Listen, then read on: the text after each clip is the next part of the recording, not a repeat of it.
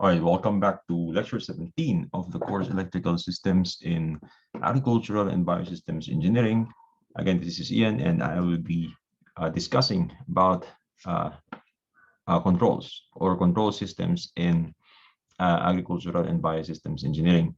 Now, the previous topics have been on circuitry and the equipment, particularly the objects that have to be connected, okay, across a system. But then not all the time that this equipment are required to be operating, or there is with the advent of the fourth industrial revolution, the need to automate or to uh, uh, design, okay, smart systems or smart applications in even in agricultural and biosystems engineering. Now, in this discussion, okay, focus will be on, well, this will be a progression of the historical, okay, from the very basic control systems, and we start off with the manual, okay. But before we do so, okay, let's talk about control engineering, which is a, a, a field of engineering uh, mainly concerned with the control systems. And well, now, okay, in the advent of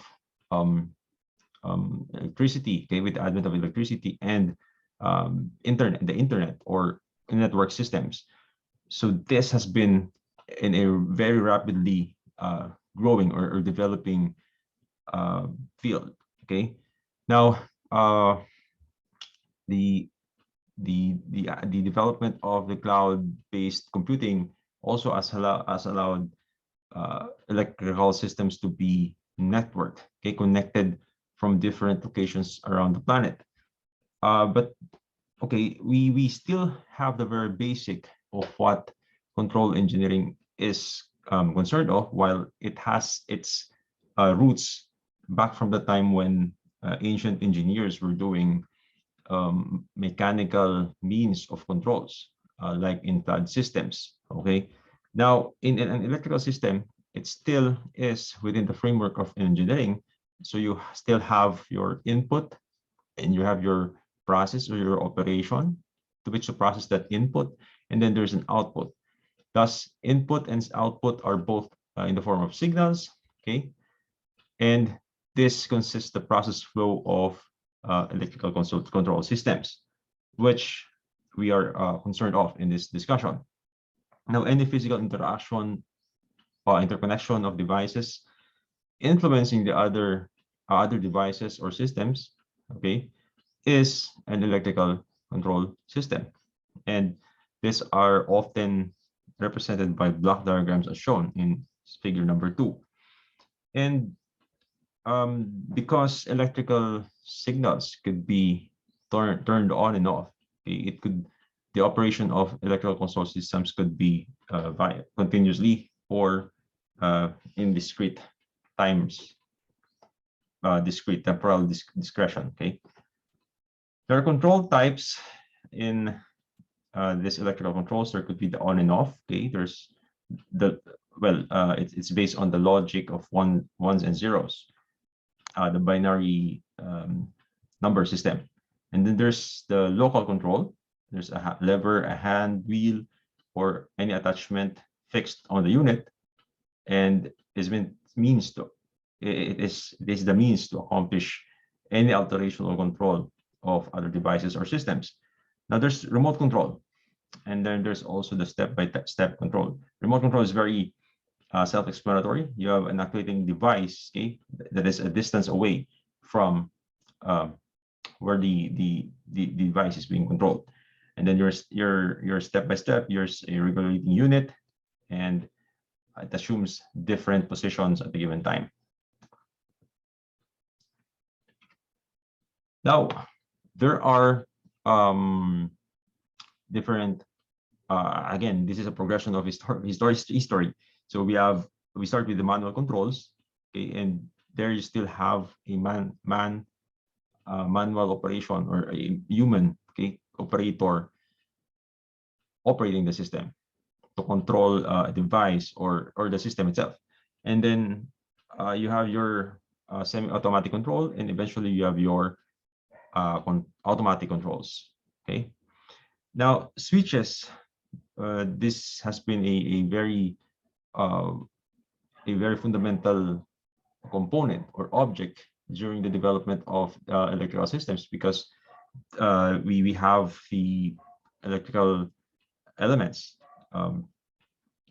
needed to be controlled.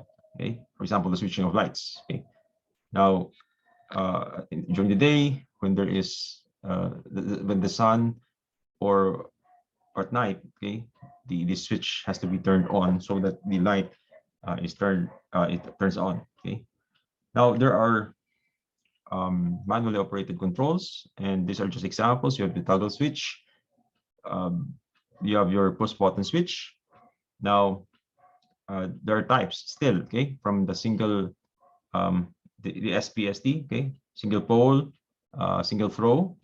There's the double pole, double throw, okay, and then the toggle switch rests in it works as a lever, and one position is normal, okay, but the other is to turn on the system. The pause button switch, okay, usually a two-position device activated with a button that needs to be pressed and released, and it has an internal spring mechanism that returns the button to its unpressed position, okay, once it has been activated, okay. And you have figure 3 to show the uh, diagrams used in electrical system designs. Now, next would be your automatic switches. And we go now to the automatically operated controls. You have, for the first one, you have your limit switch. This is still under mechanical. And this is the limit switch is a motion operated switch, often used to limit the motion of a machine by turning off the activating power to a component if it moves to a certain extent. The level actuators limit switches closely resemble rugged toggle or selector hand switches fitted with a lever pushed by a machine part. Okay, and the levers are often tipped with a small roller bearing to prevent the lever from being worn off with repeated contact with the machine part. As with hand switches, limit switches come in several varieties. Now, the proximity switch, from the term itself, it has a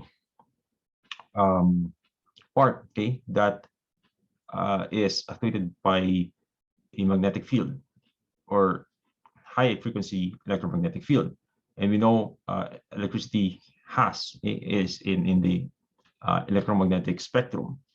Now, if a metallic part, not necessarily magnetic, gets close to the coil, the current increases and trips the circuit. Okay. This is a combination actually of electromechanical, but we have to discuss this because it has a mechanical part compared to purely electrical components in a while. Okay.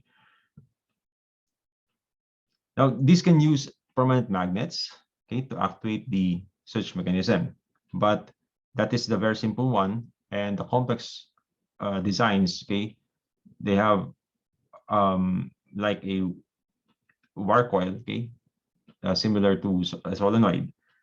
Optical types, okay, comprise of a light source in photocell machine position to detect, okay, that is detected by a light beam. So there's a light beam being thrown, and to detect the position of a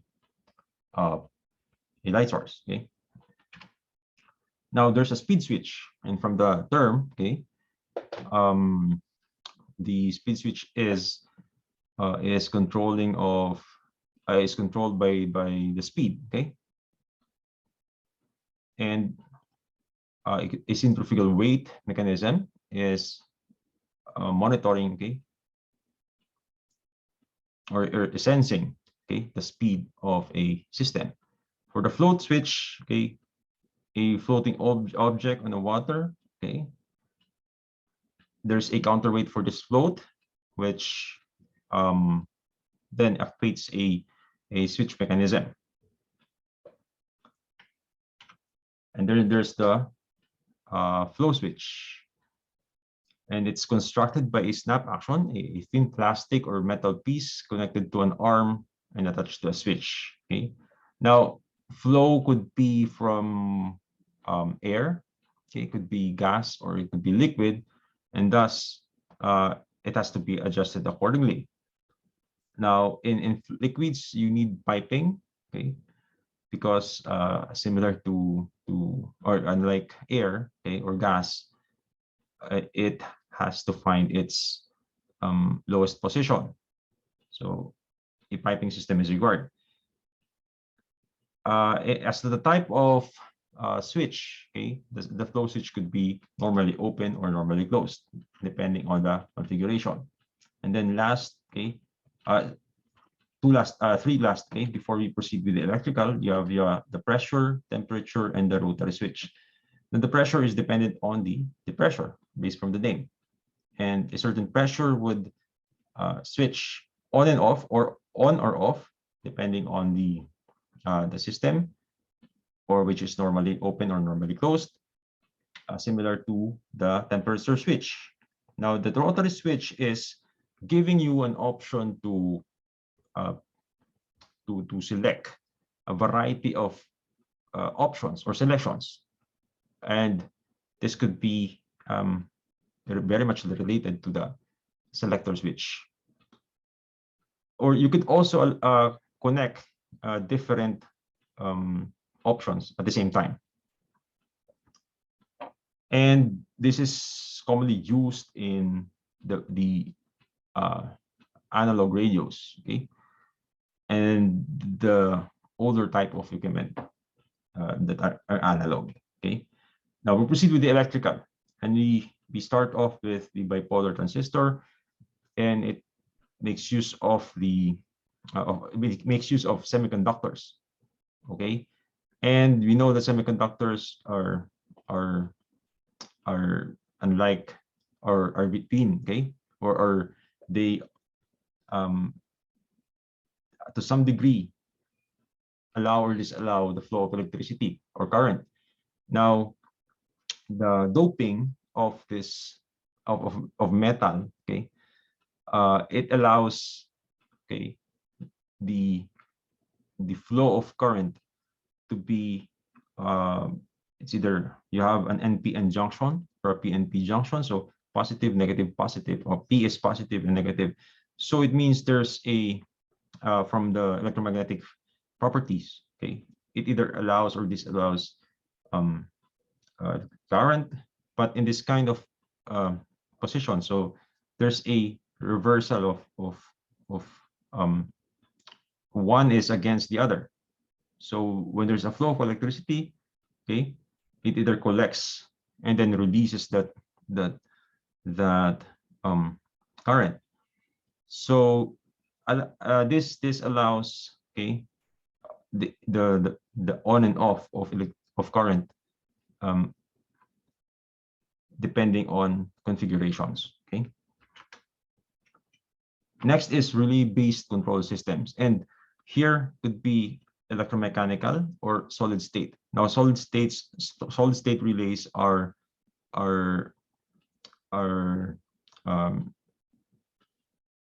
purely electrical, okay, and makes use of semiconductors. Now, relay-based control systems is shown, okay, in a sample here, which is a manual, actually a manual relay-based.